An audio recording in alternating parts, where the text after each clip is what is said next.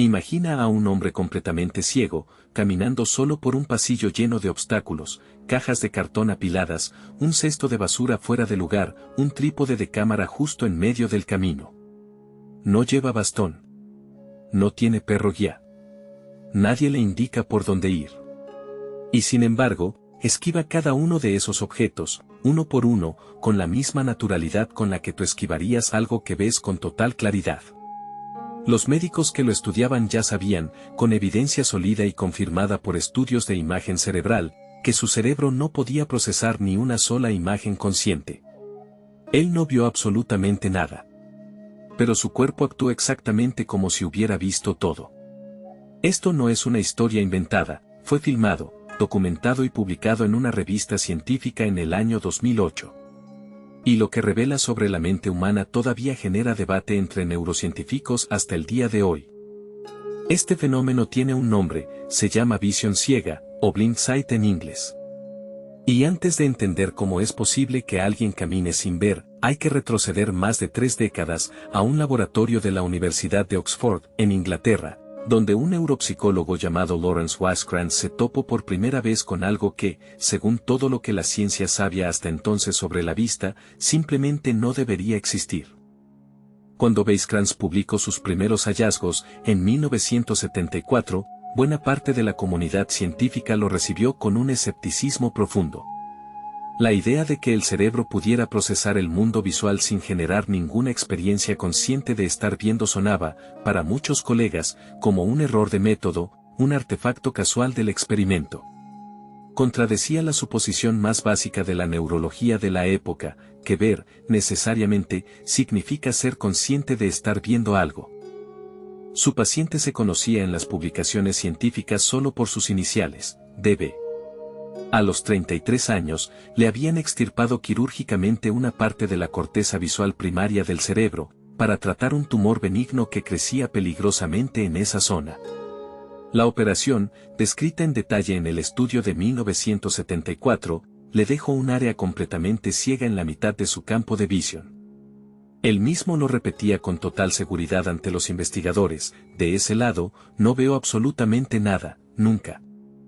Pero los investigadores le pidieron algo que a DB le pareció francamente extraño, que adivinara dónde había aparecido un punto de luz, justo en esa misma zona donde él juraba no ver absolutamente nada.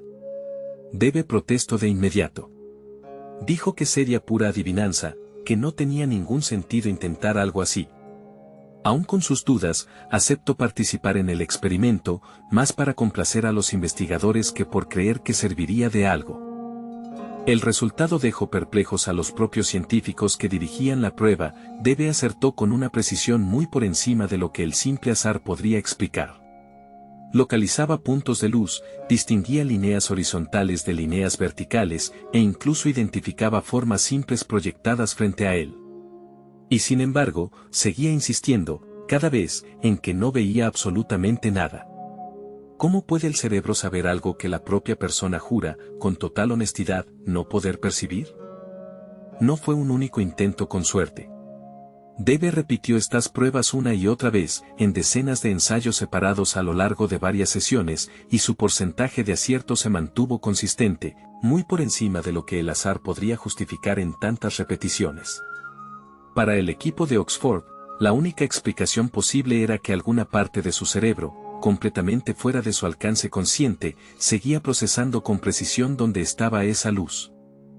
¿Tú qué harías si tuvieras que apostar, una y otra vez, a algo que juras con toda seguridad no poder ver? Déjamelo en los comentarios, porque la respuesta que finalmente encontró la ciencia es todavía más extraña de lo que te imaginas. Waskrantz llamó a este fenómeno blind sight, visión ciega, la capacidad de procesar información visual del entorno sin ninguna experiencia consciente de estar viéndola. La explicación tiene que ver, en el fondo, con cómo está construido el cerebro humano por dentro. No existe un único camino para que la luz que entra por los ojos termine convirtiéndose en una percepción consciente. La corteza visual primaria, la misma zona que le fue extirpada a DB, es la ruta principal, la que genera la imagen consciente que todos reconocemos simplemente como ver. Pero existe otra ruta distinta, mucho más antigua en términos evolutivos, que conecta el ojo directamente con estructuras muy profundas del cerebro, sin pasar en absoluto por esa corteza. Es una vía que el ser humano comparte con animales evolutivamente mucho más simples que nosotros. Esa vía secundaria puede seguir funcionando incluso cuando la corteza visual está completamente destruida. Ayuda a guiar el cuerpo, ubica objetos en el espacio, detecta movimiento a nuestro alrededor. Pero, y esto es lo crucial, nunca genera la sensación subjetiva de estar viendo algo. El cerebro sabe, literalmente, sin que la mente consciente se entere jamás de nada. Con el paso de los años, el propio Weisskranz refinó su descubrimiento en dos categorías distintas.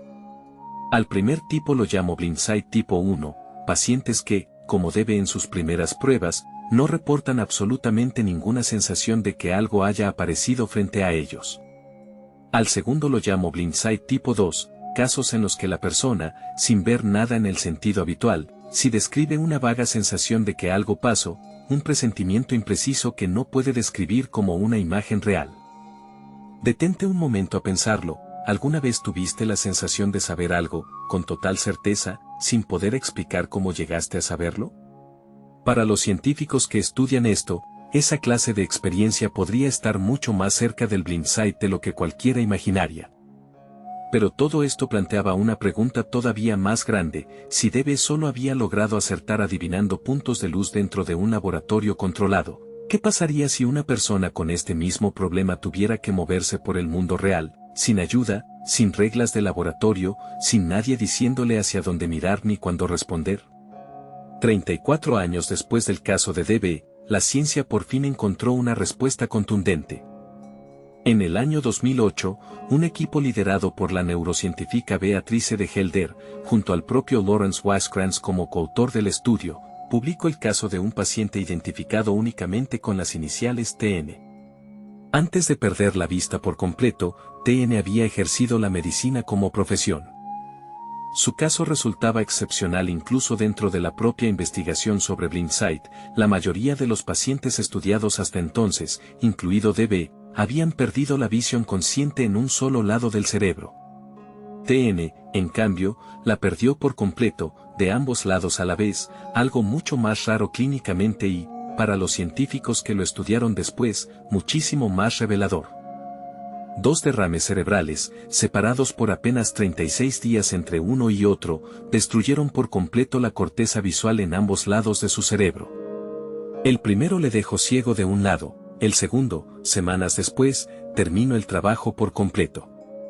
Los estudios de imagen posteriores confirmaron algo definitivo: no le quedaba tejido funcional en esa zona del cerebro.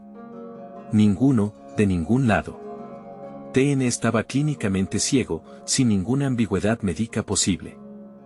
Pon en pausa un segundo y pregúntate esto: si perdieras por completo la corteza que genera tu visión consciente, ¿qué le quedaría exactamente a tu cerebro para orientarte en el mundo? Los investigadores estaban a punto de descubrirlo, en tiempo real, filmándolo, con TN como protagonista involuntario del experimento.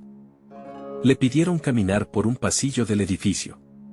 Pero no era un pasillo cualquiera, los investigadores lo habían llenado deliberadamente de obstáculos, colocados sin ningún patrón que él pudiera anticipar. Cajas de cartón apiladas directamente en el suelo, un cesto de basura fuera de su lugar habitual, un trípode de cámara de video justo en mitad del camino. TN no llevaba bastón. No tenía perro guía. No sabía, de antemano, exactamente dónde estaba ubicado cada uno de esos objetos. Camino. Y esquivo, uno por uno, cada uno de los obstáculos, ajustando ligeramente el cuerpo, el largo del paso, la dirección exacta, tal como lo harías tú si estuvieras viéndolos con total claridad. Las cámaras registraron todo el recorrido, sin cortes. Cuando terminó de cruzar el pasillo completo, TN aseguró, sin ninguna duda, que no había visto absolutamente nada durante todo el trayecto. Ni una sombra, ni una forma borrosa, ni siquiera un destello de luz. Ese video, publicado como parte del estudio en la revista científica Current Biology, se convirtió en una de las demostraciones más contundentes de blindsight jamás filmadas: un hombre completamente ciego, en el sentido médico más estricto posible, caminando con total seguridad entre objetos que su mente consciente jamás llegó a percibir de ninguna manera. Pocas veces la ciencia logra capturar, de manera tan directa y filmada, la diferencia exacta entre lo que el cerebro sabe y lo que la mente consciente cree saber. Por eso el caso de TN, sumado al de DB casi 3 décadas y media antes, se convirtió en una de las piezas de evidencia más citadas en toda la neurociencia de la percepción visual.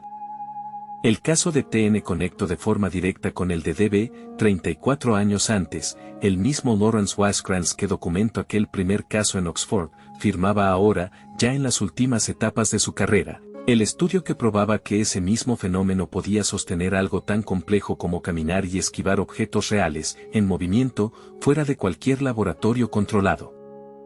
Pero esto obligó a la ciencia a hacerse una pregunta todavía más incómoda: si el cerebro puede procesar el entorno, tomar decisiones motoras complejas y guiar el cuerpo entero sin que exista ninguna experiencia consciente de por medio, ¿qué es, exactamente, la conciencia? ¿Es realmente necesaria para actuar en el mundo, o es apenas un relato que la mente se cuenta a sí misma después de que la acción ya ocurrió? Filósofos de la mente encontraron en el Blindsight una pieza clave para una discusión mucho más amplia: la diferencia entre simplemente percibir información del entorno y ser conscientes de estar percibiéndola. Si ambas cosas pueden separarse por completo, como demuestran DB y TN con sus propios cuerpos, entonces la conciencia no sería el resultado automático de que el cerebro reciba información del mundo.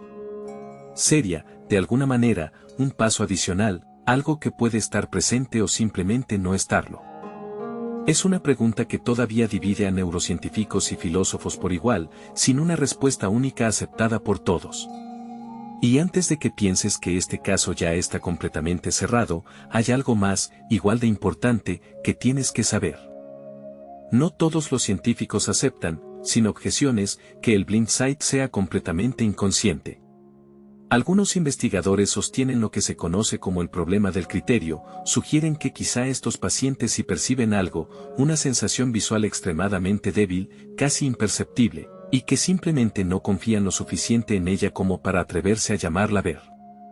Otros investigadores cuestionan directamente si las respuestas correctas se deben en verdad a una visión residual real, o a pistas de naturaleza completamente distinta, como pequeños sonidos del entorno o el movimiento del aire al desplazarse cerca de un objeto. Es lo que algunos filósofos de la ciencia llaman el problema de atribución, como saber, con certeza absoluta, que fue específicamente la vista, y no otra cosa, lo que guió realmente el cuerpo. Incluso en años muy recientes se han documentado casos nuevos que complican todavía más este panorama: pacientes con daño real en la corteza visual que, a diferencia de DB y de TN, si conservan una percepción consciente parcial, borrosa, de color o de forma general. La línea que separa ver de no ver resulta, con cada caso nuevo, mucho menos clara de lo que parecía en un principio. Hoy, más de 50 años después de aquel primer caso documentado en Oxford, el Blindsight sigue siendo un fenómeno real, sigue siendo activamente estudiado, y sigue sin tener una explicación completamente cerrada para toda la comunidad científica. Lo que sí cambió para siempre fue la manera en que entendemos la visión humana, ya no como un único proceso, sino como múltiples caminos paralelos dentro del cerebro, algunos plenamente conscientes, y otros que actúan en absoluto silencio. Ese conocimiento tiene hoy un uso práctico muy concreto. Distintos programas de rehabilitación visual intentan entrenar deliberadamente esas vías inconscientes en pacientes con daño cerebral similar, para ayudarlos a moverse con más seguridad por su entorno, incluso sin llegar nunca a recuperar la visión consciente que perdieron por completo. La próxima vez que cierres los ojos por un instante, recuerda esto: la vista, la conciencia y el cerebro que en teoría las conecta a ambas, todavía guardan secretos que la ciencia apenas está empezando a entender del todo. Si este caso te dejó pensando, cuéntame en los comentarios qué fue lo que más te sorprendió de toda la historia. Sígueme para el próximo caso que va a desafiar todo lo que hoy crees saber sobre la mente humana, y nos vemos en el siguiente video.